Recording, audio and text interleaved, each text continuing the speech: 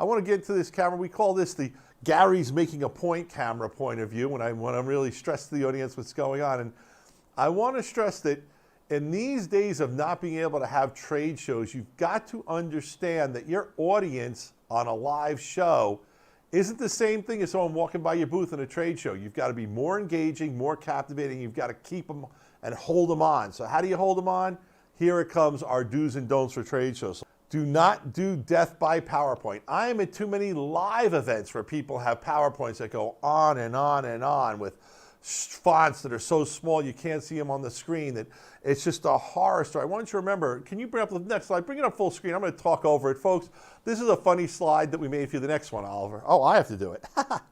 The death by PowerPoint slide. I don't expect anyone to actually be reading the slide. Let's come back to me on it, but it's a great little cookie. And if you go back in the show and you want to read what's in there, we have a lot of cool, interesting, fun stuff on how bad it is. But what you got to understand is when you have people watching your show remotely, first of all, they may be on their phone. And if they're on their phone, they're not reading something that's in font 12 along the bottom. Keep the slides, use your slides as your guide, your outline for what you're doing, but do not kill people with PowerPoint slides that they don't want to watch. Next.